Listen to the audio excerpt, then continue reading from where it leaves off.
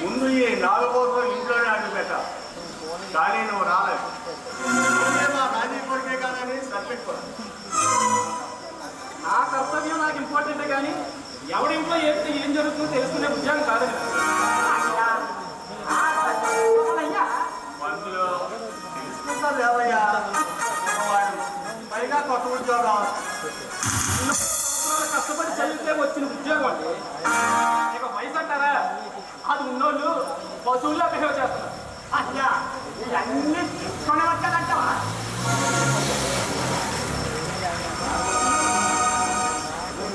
నేను చెప్తున్నది ఏంటంటే మేము చూపిస్తున్న పద్ధతులు రాస్తున్న లెక్కలు మాకు అనుకూలంగా ఉండాలి. దేనికి ఏం సరిపోతుందో మీకే తెలుస్తుందండి. తర్వాత ఏమిటో తెలుసుకోవడానికి అయ్యా అంత తొందర పెడితే ఎలాగవుతుందండి?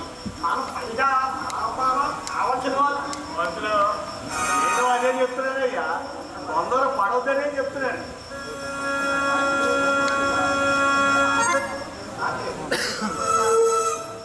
అయ్యా మీరు మీ కుటుంబానికి కావాల్సిన వాడయ్యా, ఆయన మీదే మీరు నిలబడడం అంటారు. పంతులు వీళ్ళకి విశ్వాసం లేదయ్యా. విశ్వాసం అనే పదానికి కూడా వీళ్ళకి 5,000 నోట్లోకి వెళ్తున్నాయి. 5,000 నోట్లోకి వెళ్ళేసరికి మా అంత గొప్ప వాళ్ళు లేదనుకుంటారు. ఒక్కటి కూడా పిడుగుడు విసిస్తే తిరుగుతుంది. అదే వీళ్ళు అన్నం పెట్టిన శ్రీనే నడుపుతారు, వారి చూపుని పొద్దునే పిసుకుతారు. 25 సంవత్సరాల క్రితం సొంత చెల్లి బావాన్ని చూడకుండా దాక్షిణంగా చంపేశావు. ఈ పాపిష్టి డబ్బుతో ఈ పాపిష్టి కేసులు మాఫీ చేయించుకుంటూ సమాజంలో ఒక పెద్ద మనిషిగా చలామణి అవుతున్నావు. నువ్వా మాట్లాడేది విశ్వాసం కోసం.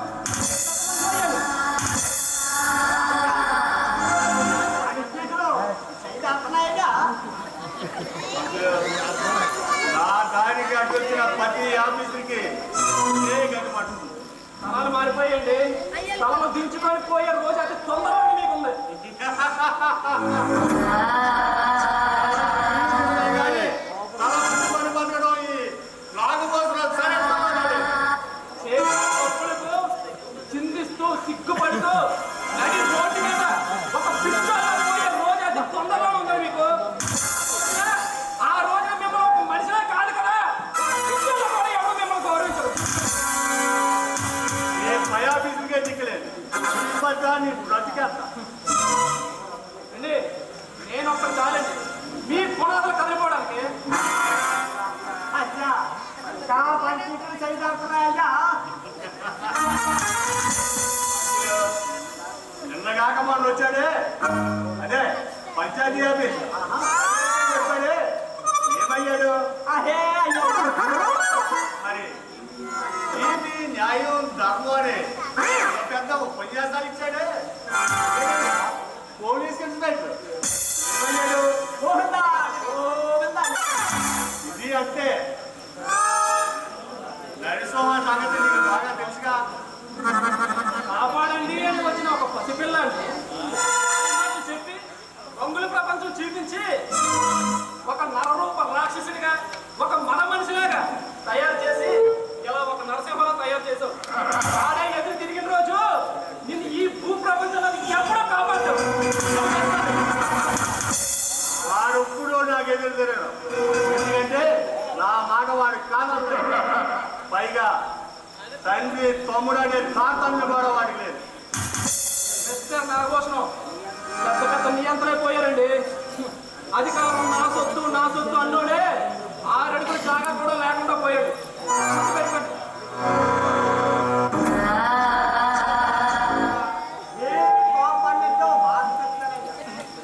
సావులు సల్లగా చెప్పడం నీకు అలవాటు కదా, అది ఏదో త్వరగా చెప్పాడు.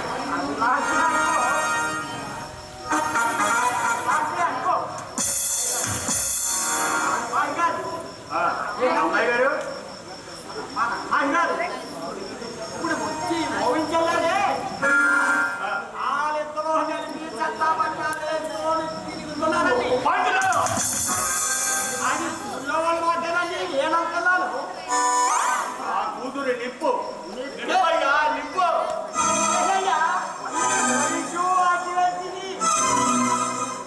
అయితే వాడిని పక్కనే ఉన్నాడు. రాజయ్య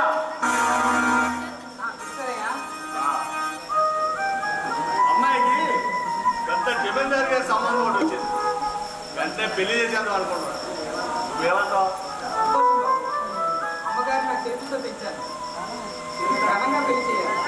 నీకు బాధ పెట్టలేదా? నాకెందుకు? ఓటు లాస్ట్ చెయ్యి దాటిపోతుందని నీకు బాధ పెట్టలేదా? మీరు ఎప్పుడు నాకేం అర్థం కాలేదు. ఏమి నేర్పిస్తున్నావయ్యా మీరు? అమాయకురాలైన నా కూతుర్ని పైసాకి కూడా పనికిరాని నీ కొడుకునే వెర్రగా వేసి నా కూతుర్ని బొట్టలో వేసుకోవాలని చూసారా మీరు? చెప్పండి, ఎవరు చేయాలి? బాబు నాకు ఆ ఉద్దేశం లేదు బాబు. అమ్మాయి గారు నాకు కూతుర్లాంటి. అమ్మాయి అంటే నా పెద్ద ప్రాణాలని నీకు తెలీదా? నా మేర లేనిపోయిన వెంటనే చెప్పి దాన్ని మనుషులు ఇచ్చారు. నా మేర ముక్కలు పట్టి అలాంటప్పుడు మిమ్మల్ని నేనేలా వదులుతాను? వాడిని చంపవలసిందే. వాడు ఏం చేయలేదు బాబు. వాడు అమాయకుడు బాబు. వాడికి నేను అప్పు చెప్తాను బాబు.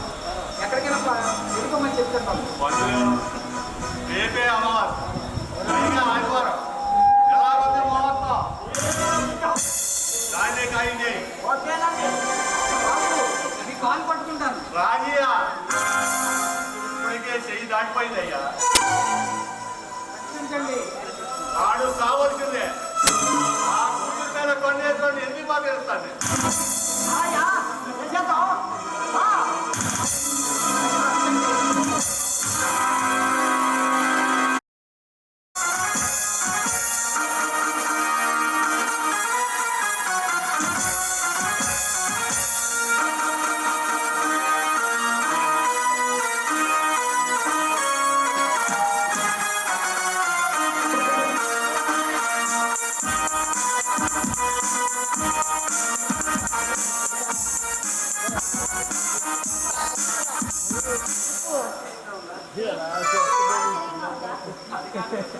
ఈ టైంలో ఎలా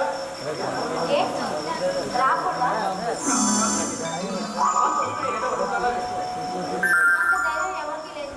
ఎందుకంటే నేను నా కవర్ పడితే నేనే వచ్చేవాడిని కదా. సమయం లేదు. నీతో ముఖ్యమైన విషయం మాట్లాడాలి. నేను రాయమానవా? నన్ను చాలా తక్కువ ఇస్తాం. అయితే చెప్పండి. దయచేసి ఈ ఊరు నుంచి వెళ్ళిపో. తిరిగి వల్ల ఎక్కడ పారిపోమంటావు? ఏమైనా అనుకో, కానీ నేను ఇక్కడి నుంచి వెళ్ళిపో. ఎవరి కోసం భయపడి ఎక్కడ పారిపోవాలి? ఎందుకంటే మరి ఇప్పుడు ఎక్కడికి వెళ్ళా సరే, ఖచ్చితంగా ఒక నరసింహం, ఒక నాగభూషణం మమ్మల్ని వెంటాడుతూనే ఉంటారు సంగీత. అలాగని మనం వాళ్ళకి భయపడి నా ఉద్యోగం వదిలేసి నేను ఎక్కడికి వెళ్ళిపోవాలి సంగీత? లేదు కృష్ణ, వీళ్ళంతా ప్రమాదకరమైన వాళ్ళు. అంతే కదా. నా ప్రయత్నంలో నేను ఏదైనా సాధిస్తే అది నేను 10 మందికి ఉపయోగపడేవాడిని అవుతాను. లేదంటే వాళ్ళు ఎంతమందిని చంపేశారు, అందులో నేను కూడా ఒక నమ్ముతాను అంతే. లేదు కృష్ణ, నువ్వు నాకు కావాలి. అందుకే నువ్వు నాకు బ్రతుకుని చెప్తున్నాను. చూడు సంగీత, నేను బతికిన ఈ బతుకులో కొంతమందికి నేను ఉపయోగపడ్డా నా బ్రతుకు ఒక అర్థం ఉంటుంది సంగీత.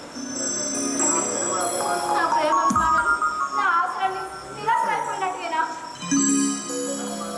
చూడు సంగీత, అభిమానం అంటే అర్థం చేసుకోవాలి. ప్రేమ అంటే నైతికంగా మనోధైర్యాన్ని ఇచ్చి ముందుకు నడిపించాలి. కాలం చాలా చెడ్డది, అది అంతవరకు ఆగదు. ఈ సమస్యలన్నింటికీ ఒక పరిష్కారం దొరికిన తర్వాత ఆ దేవుణ్ణైనా ఎదిరించి నీ చేయి పట్టుకున్నాను, నిన్ను పెళ్లి చేసుకున్నాను సంగీత. నన్ను నమ్ము. కానీ కృష్ణ, నా వంశం ఎప్పటికీ ఇలాగే ఉంటుంది. ఈ మాటలు మర్చిపోతాను. సంగీత, ముందున్నదంతా నందనమా, నా కోసం కాస్త ఓపిక పట్టు. సరేనా? బాగుపడు సంగీత. ఎలా బాబా? కృష్ణ, ఒక్కటి మాత్రం మర్చిపో. నిన్ను ఎప్పటికీ నేను ఇలాగే ప్రేమిస్తూ ఉంటాను.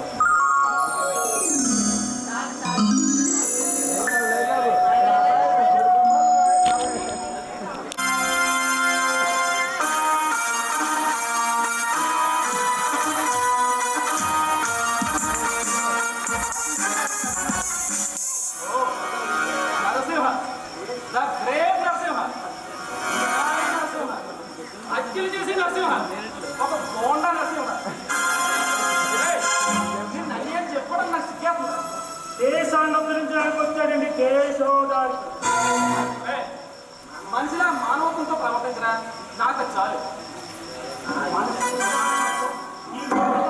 ఏనాడు చనిపోయింది. మానవత్వంతో బతికేవాడే బతికి నువ్వైతే కాదురా.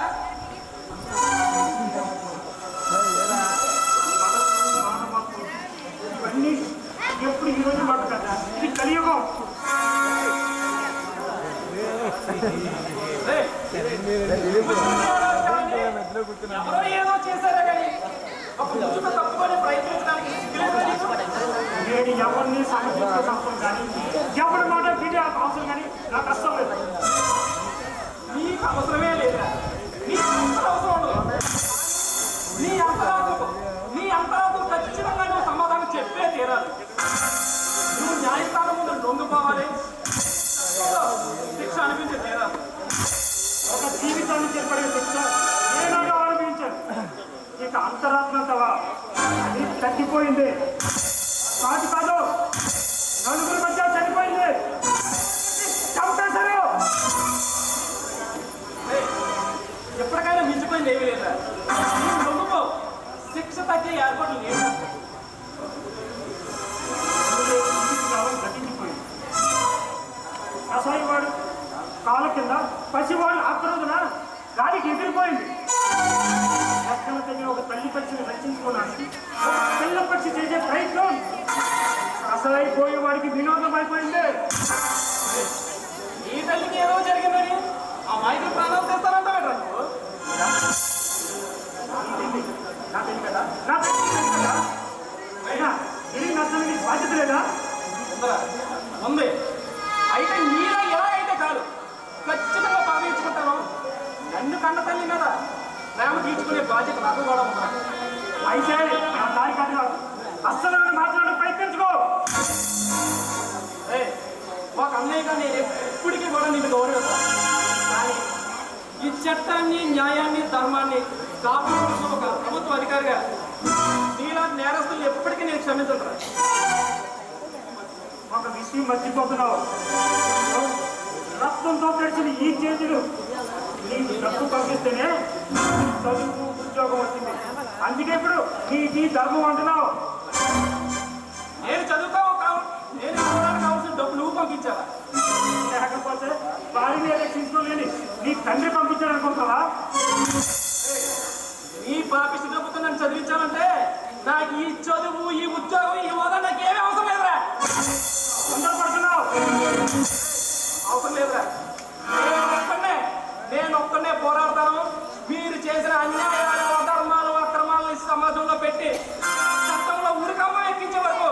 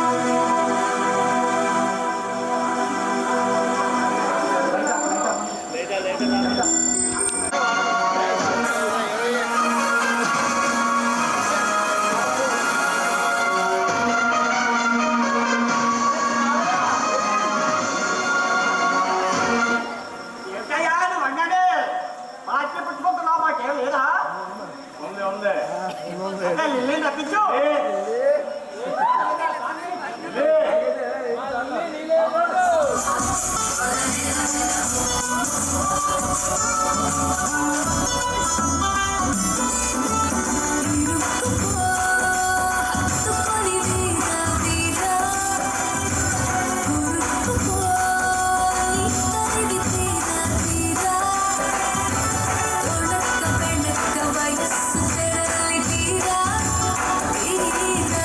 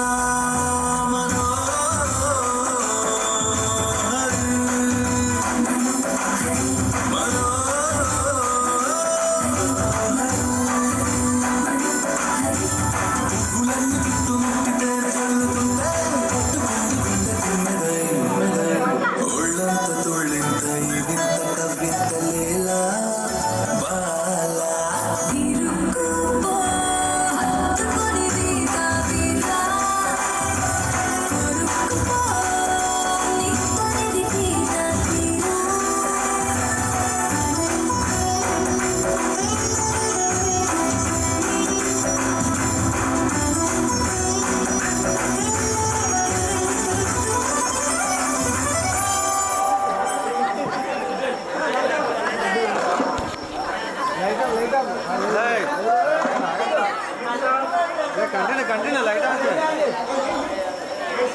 కంటిన్యూ రా, లైట్ ఆన్ చేయి. మా ఇంటి పెట్టారు. ఆశ్చర్యంగా ఉన్నది అశోక. ఈ అవసరం పడింది. అవసరం ఎంతటి వాడినైనా ఎంత దూరమైనా తీసుకొస్తుంది, ఏ పైన చేస్తుంది. వచ్చి దేవుడు అంతటి వాడికే మార్గాలు కొట్టుకోవడం తప్పలేదు. కానీ ఈ అవసరం నీది దాని కూడా మాత్రం డబ్బే అవసరం. అది తెలుసు. ఇది మాత్రం రహస్యంగా ఉండాలి.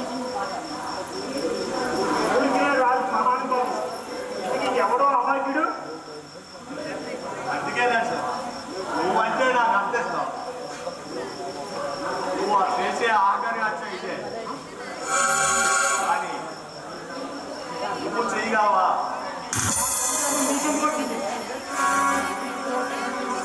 ఈ జీవితంలో కనీనంత డబ్బు ఇస్తారు. ఇతరుల జీవితాన్ని హాయిగా గడిపే ఏర్పాటు కూడా చేస్తారు.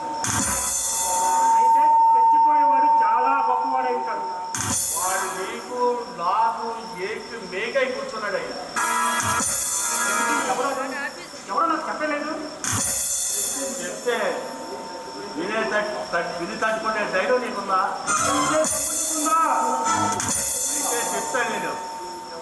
నువ్వు సంపవలసింది ఎవరో కాదు, నీ తమ్ముడికి ఇస్తే. నా తమ్ముడు చెప్పడు. ఆమె తిరగబడతావా?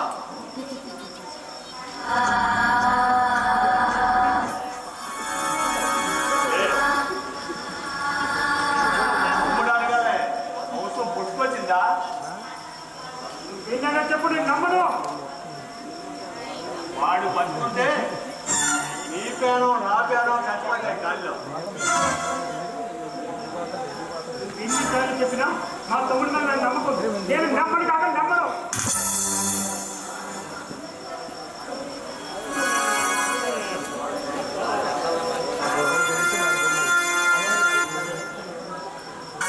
అంతేకాదు ఉద్యోగం కాస్త పూర్తయిపోతుంది. వాడు ఆధారాలు సాక్ష్యాలు ప్రభుత్వం చూసుకొని తీసుకెళ్తే నీ పని నా పని అయిపోతుంది. వాడు అంత దూరం ఇల్లుడు. నువ్వు నమ్మవు. ఎందుకంటే తమ్ముడనే భావం నిన్ను కట్టుబడేస్తుంది. అన్ని ఆయన ఆలోచన ఆడికి లేనప్పుడు ఎలా నడిపాడయ్యా తమ్ముడు? నువ్వు కవలించుకుంటావా? పిచ్చివాడు. నా పాప కోసం ఒకప్పుడు నా చెల్లెల్ని బావుని నేను చంపుకున్నాను. దాన్ని పోలిస్తే ఇదేస్తా. ఇప్పుడు నేను ఏం చేయమంటావు? చంపే మరో బాధ లేదా? విచారణ ఉంటే నీ దగ్గరికి వెళ్ళిపోతా. నేను ఆలోచించుకో. ఇప్పుడు దాకా నేను ఆలోచన ఇప్పుడేకి వచ్చింది. ఎంతో మందిని నీ చేతితో చంపావు. ఇప్పుడు ఏమైంది? ఆ రోజు ఎంత గుర్తుకొచ్చిందా?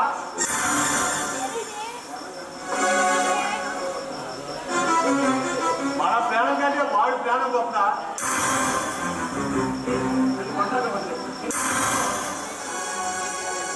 చేసుకోవడానికి ఏమవుతుందా? పట్టుకోటి చేసుకుంటా. నువ్వు ఒప్పుడు ఊహించలేని డబ్బునే ఇస్తాను. నన్ను ఒంటరిగా వదిలేదు. ప్లీజ్ ఆలోచించుకోండి. పొరపాటు. నేను ఎప్పుడు నీ వెంటే ఉంటా.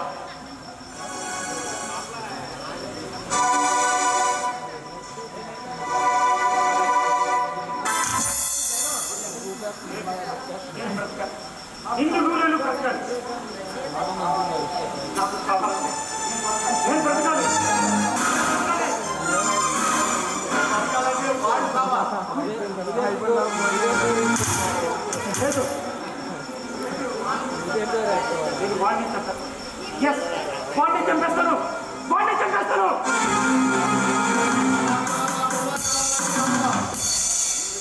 నువ్వా వాడా? మీ ఇద్దరులో వాడేవాడు ఒకటే. అయ్యా నేను పాస్ అయ్యానయ్యా. పై చదువు చదువుతాను, ఇంకా పెద్ద చదువు చదువుతాను, పెద్ద ఉద్యోగం చేస్తాను. పోవట్లేదు. మీరు నన్ను కష్టపడి చదివించారు. నాకు ఉద్యోగం వచ్చిన తర్వాత మిమ్మల్ని కష్టపెట్టినయ్యా. మన ఊళ్ళోనే ఉద్యోగం వచ్చేదే ఉందయ్యా నాకు. అయితే ఉరికమ్మ ఇస్తావా? అన్నయ్య నేను బ్రతకాలన్నయ్య, నేను బ్రతకాలన్నయ్య.